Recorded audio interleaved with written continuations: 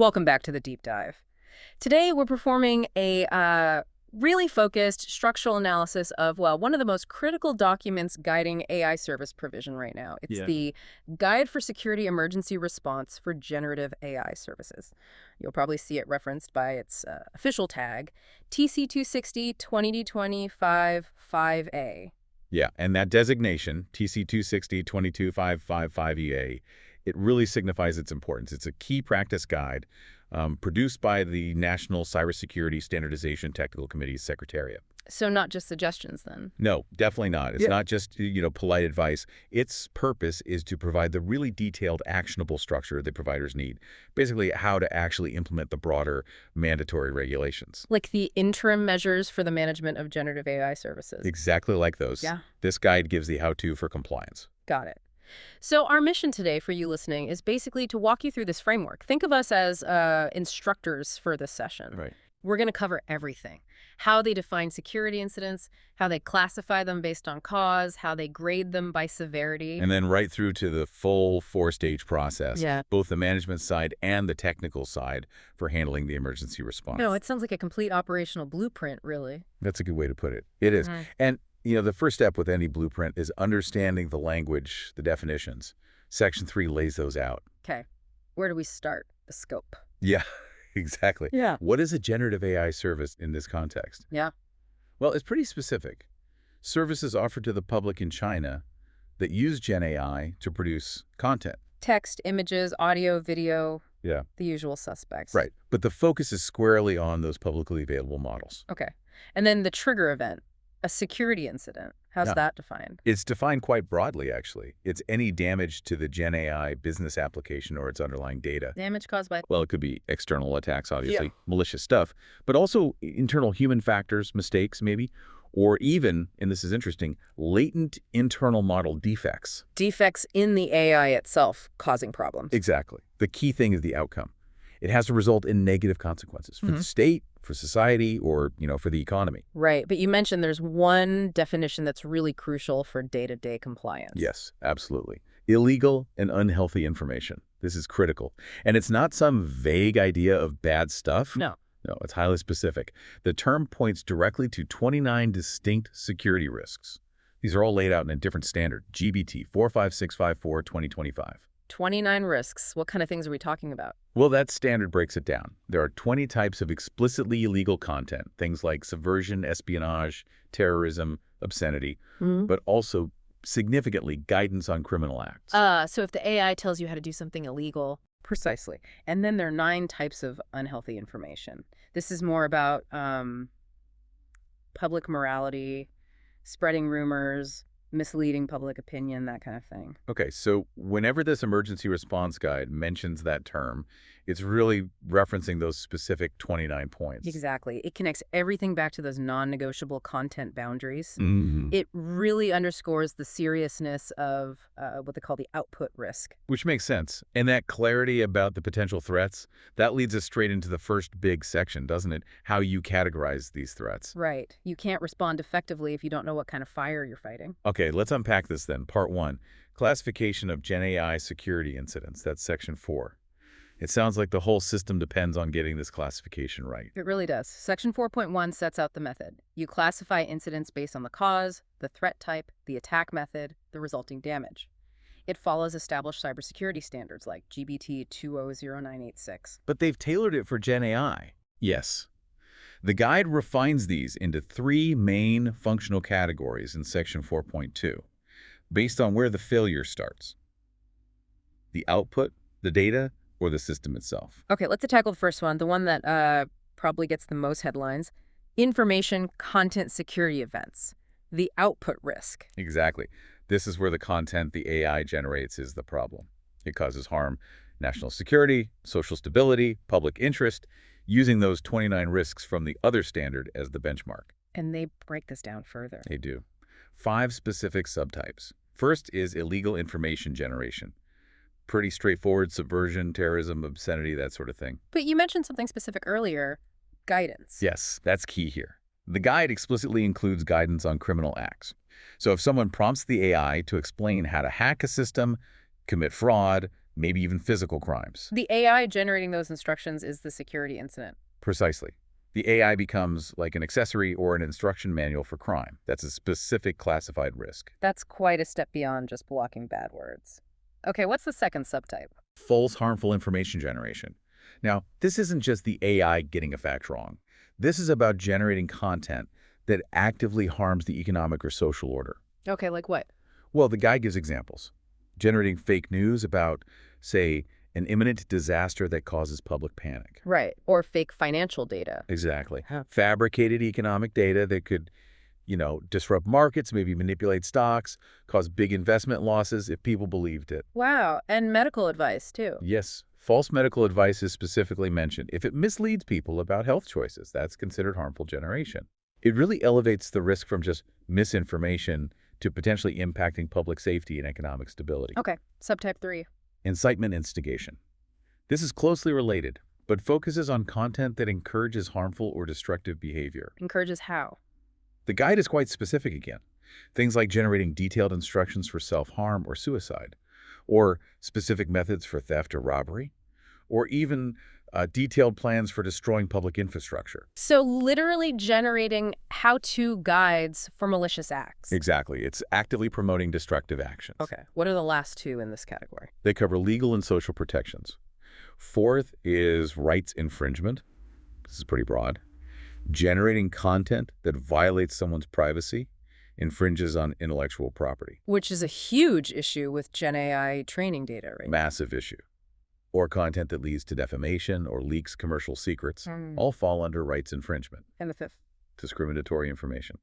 So, content showing bias based on ethnicity, beliefs, where someone's from, gender, occupation, things like this. So providers need to tackle bias. Yes. It means they need mechanisms not just to block, obvious hate speech, but also to find and mitigate those more subtle systemic biases that might be lurking in the training data. They have to actively try to make the output fair. That's a tall order. Okay, so that covers the output risk. What's the next major category? We shift focus inwards now.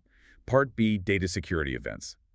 This is all about the risks to the data that the Gen AI service relies on, tampering, leakage, theft, the input and internal risks. Right. The fuel for the AI. What are the subtypes here? Three main ones. First, pretty obviously data leakage, but it's broader than just customer PII. Oh, what else? The guide specifically calls out leakage of model parameters and the training data itself. For a company building these models, leaking parameters like, leaking your entire source code and IP. Yeah, that's catastrophic for them. Okay, second data risk. Data tampering. This is someone getting in and maliciously modifying the training data or the model parameters directly. Why would they do that? To subtly corrupt the output. Maybe make the model produce weird results only under certain conditions, perhaps targeting a competitor or generating harmful content about a specific group. Sneaky. And the third one sounds quite technical, data poisoning. It is highly technical and fascinating, actually. It's an attack specifically aimed at the deep learning process itself. How does it work? Instead of attacking the live system, data poisoning involves inserting carefully crafted, abnormal data into the training set before the model is even trained or deployed. Okay, so the goal isn't immediate damage. No, not usually. The aim is to subtly mess with the model's underlying probability distribution. So the model seems fine most of the time, maybe 99% of the time. But when a very specific pre-planned prompt is entered, the trigger, the poisoned model spits out the attacker's desired malicious content or behaves erratically. It's like a hidden time bomb in the model's logic. That really shows these aren't just standard IT security problems. They're targeting the AI's learning process. Okay, what's the third main classification? The third category is network attack events. You could call this the system risk. These are attacks targeting the surrounding infrastructure, the network, the service components. More traditional hacking, but aimed at the AI service? Pretty much, yeah. But with specific twists for AI. For instance, the first subtype is model tampering. We had data tampering before. How's this different? Data tampering hit the training data or parameters. Model tampering targets the live system, the underlying code, the algorithm logic, the execution process itself. Messing with the running engine. Right. The guide mentions this could involve things like implanting backdoors or malicious code to gain control over the model or its output later on. Okay. What else under network attacks? Then you have the classics, adapted. Denial of service, DDoS attacks. Overloading the system with DDoA, for example, so legitimate users can't access it. And even if it's short, if the service is critical, that could be a major incident based on the grading we'll get to. Absolutely, the impact matters. Yeah. Then there's vulnerability exploitation, finding and attacking known flaws, configuration mistakes, problems in protocols, bugs in the application code, especially APIs. APIs seem like a weak point. They often are.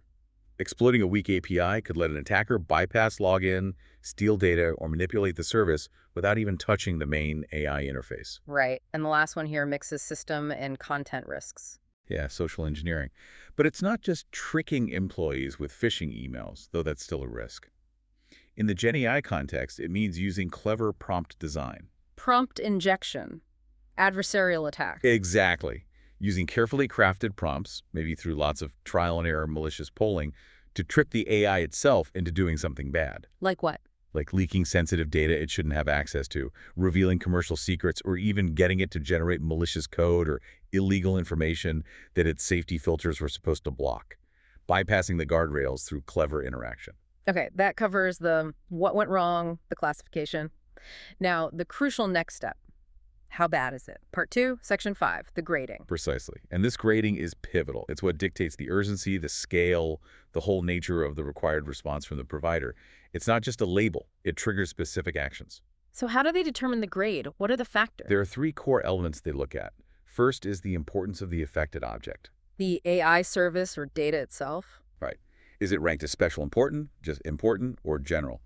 And that ranking depends on how vital it is for things like national security, social order, the economy, public interest. So a model used for critical infrastructure would be special important. You'd assume so, yes. Yeah. That designation is step 1. The second element is the severity of business loss. Okay, the impact on the provider. Exactly. How much does it cost? How long does it take to get the service back to normal? They grade this as special serious, larger, or smaller. It's the direct operational hit. And the third element. Seems like the big one for public AI. It often is. Severity of social harm. This measures the impact out there on society, on public interest, graded as special, major, larger, or general. Okay, importance, loss, harm. How do they combine? Now here's the really critical rule for GenAI. When you have both business loss and social harm, which you almost always will, the final incident level, the grade, defaults to whichever the two is higher. Higher. So social harm can trump business loss. Absolutely. Let's say an incident causes only smaller business loss to the provider. Maybe it was easy to fix. But if it also cost major social harm, like that fake medical news example. The whole incident becomes a level 2 major event. Exactly. The public impact overrides the internal cost. It fundamentally shifts the focus towards public safety and stability. That makes a lot of sense from a regulatory perspective. Okay, so this leads to 4 levels. Let's break them down, maybe with examples. Level 1. Level 1, special major events. These are the absolute worst-case scenarios. They require the affected object to be designated special important. Like that critical infrastructure AI. Right, and the damage has to be extreme. The guide gives examples like the core model parameters of that special important service get maliciously corrupted, leading to complete, long-lasting service paralysis. The system is just dead in the water. Or on the content side. Generating widely spread output that severely violates core social values. Things like advocating national division, seriously harming ethnic unity, stuff that directly impacts state security and stability at the highest level. Okay, maximum severity. Level 2. Level 2, major events. Yeah. These can happen on special important or important objects. The severity is still high, but maybe not total paralysis. Think serious disruption. Examples. A persistent DDoS attack causing long-term service interruption on an important service that many people rely on. Or data leaks. Yes, a tech service leaking large amounts of sensitive personal data. Now, large amounts isn't perfectly defined, but the scale of the leak and the resulting privacy violation, the social harm, bumps it up to level 2, major. Makes sense. Level 3. Level 3, larger events. These can affect any object, even general ones, down to important or special important. The key is that the business loss or social harm is significant, but perhaps more contained or manageable than level 2. Such as? Maybe a general financial advice AI starts generating misleading information. Not enough to crash the market, maybe, but enough to cause noticeable instability or significant losses in one sector. That could be level 3. Or an operational issue. Yeah, like a brief interruption of an important service because of a software bug. It got fixed quickly, maybe, but the fact that an important system went down, even briefly, signals a larger problem, a lapse in integrity. Okay. And finally, level 4. Level 4, general events. These involve smaller business loss or general social harm, usually on important or general objects. These are the everyday incidents, relatively speaking, that providers need to fix quickly, often locally, probably without a full-service shutdown. The examples seem quite minor here. They illustrate the baseline, like a general service generates some potentially malicious SQL injection code. The guide notes it might get flagged in a code review later. The potential for harm is there, but it hasn't actually caused widespread damage yet. It's a vulnerability exposure, basically. Right. Or another level, for example, a minor data tampering issue in, say, a weather forecast system, causing a slight error in the report. It's wrong, it could mislead someone a bit, but it's not a public safety crisis. Limited impact. So this structured grading, levels way to YV, it really dictates everything that follows, doesn't it? It's the absolute backbone. It ensures the response is proportionate. Knowing the grade instantly tells the provider which emergency pre-plan they need to activate. Which brings us neatly to the most demanding part, operationally speaking. Part 3, Section 6, the emergency response process itself. Exactly. Now we move from classifying and grading into the mandatory actions. The process follows a standard cycle adapted for AI, emergency preparation, then monitoring and warning, then emergency handling, and finally, summary and improvement. 4 stages, and providers have to demonstrate they can do all 4 properly. Yes, competence across the board is required. Let's start with 6.1 emergency preparation. This is all the groundwork, the foundation, and it requires serious management commitment and technical foresight tailored to Gen AI. What does that mean on the management side? It's extensive. First, strategy and commitment from the top. Policies have to specifically address Gen AI risks, things like truthfulness, accuracy, fairness, and have high-level backing. Okay, then planning.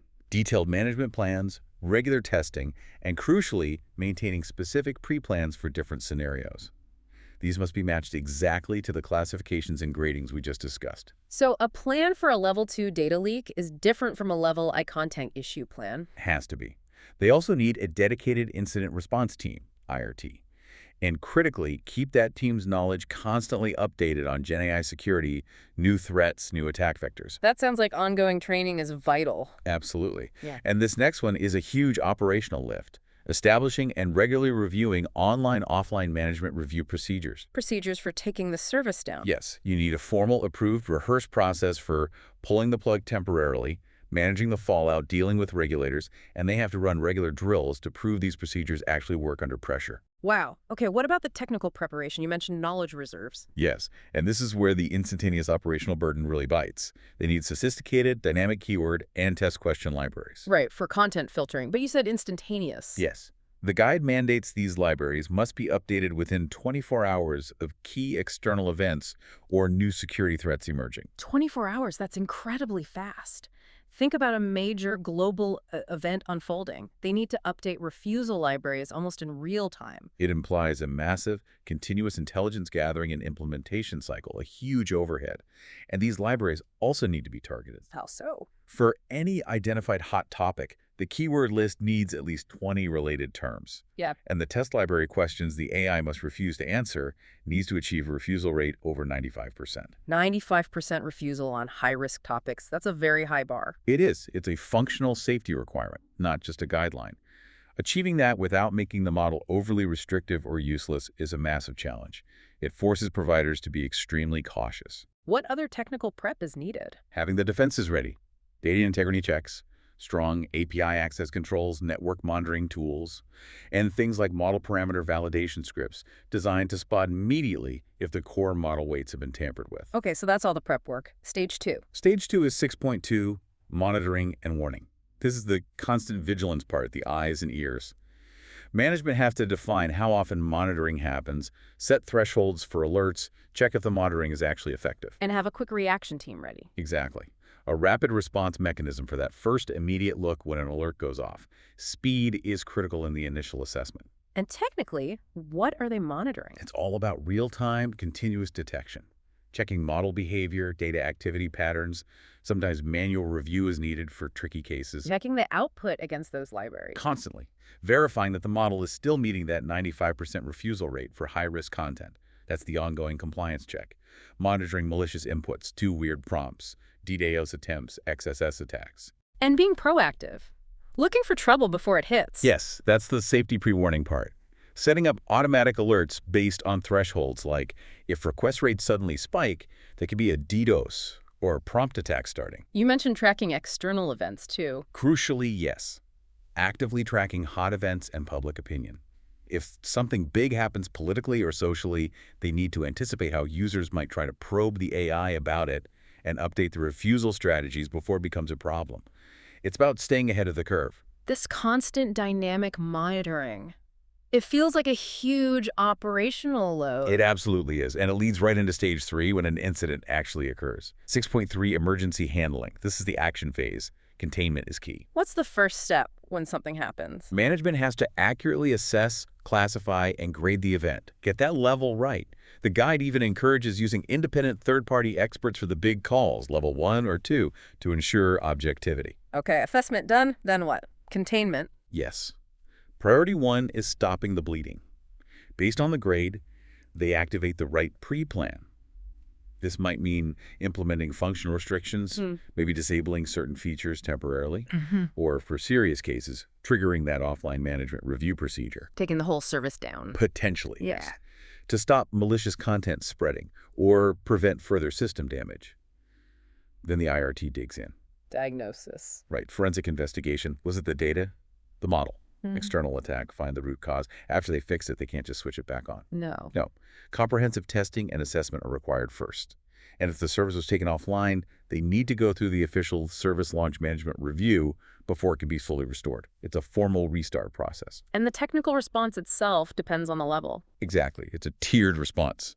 Level I and 2 incidents. They demand immediate functional limits, possibly service takedown. Level 3 might allow for more localized fixes while keeping parts of the service running, perhaps with restrictions. Level 4, usually handled with rapid local adjustments, hopefully without interrupting the whole service. Now, what about telling the authorities? Is reporting mandatory? Oh yes, this is a big one. An immediate report to the relevant authorities is mandatory if the provider self-judges an incident as level 3 or higher. Level 3 and up, immediate report. Okay. But the triggers are actually more granular than just the level.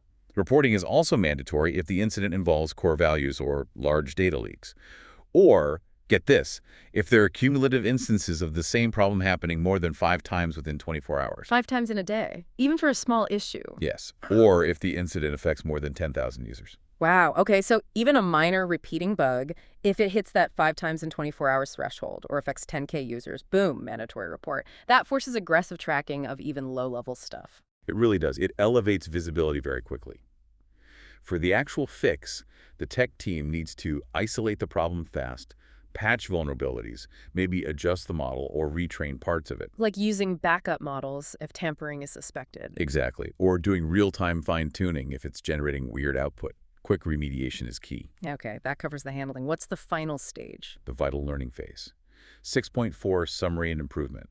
Making sure they don't just fix the problem, but learn from it and prevent it from happening again. It's about closing the loop.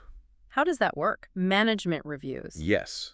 Management has to conduct periodic reviews, write up a formal summary report on the incident, and run internal audits at least annually or right after any major incident. The goal is continuous optimization of the whole security strategy based on what actually happened. And technically, how do they learn? By building a solid feedback mechanism, collecting and analyzing all the data from the incident, not just what broke, but was the IRT's response actually effective? Did the pre-plan work? Testing the plans, too. Regularly. Yeah. Simulation testing those drills we mentioned to see if the pre-plans hold up against new or simulated threats. Using tech to find hidden problems. Right. The technical audit phase. Using data analysis, maybe even machine learning, on system logs and incident reports to spot vulnerabilities or recurring patterns that a human might miss. Turning incident data into preventative intelligence. And keeping track of all this. Through knowledge management. Building a case library of past incidents, updating the manuals, providing continuous structured training for the IRT based on real-world failures and successes. The aim is institutional memory, don't make the same mistake twice. Okay, that's the full 4-stage process. It's incredibly detailed. It is. Now, seeing how it applies in practice can really help make it concrete. The guide includes some illustrative case studies in Appendix A. Right, this is where it gets really interesting. Let's look at the Level 5e example first. Case A.1, discriminatory information generation. Okay. The scenario here was fairly mild, relatively speaking. A Gene AI service generated some text showing gender bias. The example given is something like, women usually aren't good at logic. Clearly problematic, likely stemming from bias in the training data. A user complained. Okay, definitely an issue. How's it graded? It was determined to be level 4, general. Why? The service was deemed generally important, not critical infrastructure. And the social harm, while real, was considered general localized, not causing widespread panic or instability. So a lower level response needed? Right. And the response highlights show that. The IRT confirmed the problem quickly. They immediately adjusted the model parameters to stop it saying similar things. No service takedown. Did they contact the user? Yes, they issued an apology. And importantly, in the improvement phase, they didn't just patch it, they focused on long-term prevention by strengthening the fairness requirements within the generation algorithm itself. So, quick fix plus strategic learning. Okay, clear level 4 response. Now let's contrast that with the much more serious level 2 example. Case A.2, false information generation. Right. This scenario is far more dramatic. The Gen AI service generates completely false news, claiming a widely used drug has fatal side effects. Oh, wow. And this spreads. Spreads rapidly on social media. The result, widespread public panic, people stop taking needed medication maybe, hospitals get disrupted, and the drug company suffers huge economic loss and reputational damage. Okay, that sounds way beyond level 4. Absolutely. This was graded as level 2 major. The service itself was judged important, maybe a widely used health information bot or similar. And the social harm was clearly major, impacting public health, trust in medicine, causing economic disruption. And remember the rule. The major social harm dictates the level 2 grade, even if the provider's direct cost was lower. Precisely. And because it was level 2, the response was drastic and followed the mandatory procedures. Service takedown. Immediate temporary service takedown. They activated the formal offline management review procedure. They had to coordinate with social media platforms regulators, try to get the false content removed, issue a public clarification. A full crisis response. What about the technical fix? Technical fixes involved optimizing parameters, maybe cleaning the data sources that led to the error. But the key regulatory step was the mandatory service relaunch review. They couldn't just turn it back on after the fix. No. They had to prove to the authorities that the fix was comprehensive, the vulnerability addressed, the service was stable, and importantly, compliant again, meeting those 95% refusal rates, etc., before they were allowed to bring it back online for public access. That's a significant hurdle. So stepping back and looking at everything we've discussed. What we've really walked through today is, I think, a deeply structured, very comprehensive, and quite systemic approach to managing the risks inherent in generative AI. It moves beyond just abstract principles, doesn't it? Completely. It translates AI safety and security concerns into concrete, measurable, and crucially mandatory operational steps for providers. And the response is always dictated by the potential for harm and the importance of the service. Okay, so key takeaways for everyone listening. First, the clear classifications. Is the risk coming from the content, the output, the data, the internals, or a network attack, the system? Right. Then the critical 4-tier grading system, level I down to 5. Remember how it hinges on the importance of the object, the business loss, and especially the social harm, with social harm often being the deciding factor. And that grade dictates the response, drawing from pre-planned procedures. And underpinning all of it is this requirement for intense, almost instantaneous technical preparedness and monitoring. Those 24-hour keyword updates, that mandatory 95% refusal rate for high-risk content. And the immediate reporting triggered by surprisingly low cumulative thresholds, 5 instances in 24 hours, or 10,000 users affected. It forces constant vigilance. The whole system is geared towards preventing small issues from snowballing into major crises. It really is an unprecedented level of regulatory scrutiny and operational demand for a technology, which leads to a final thought, perhaps. Fun.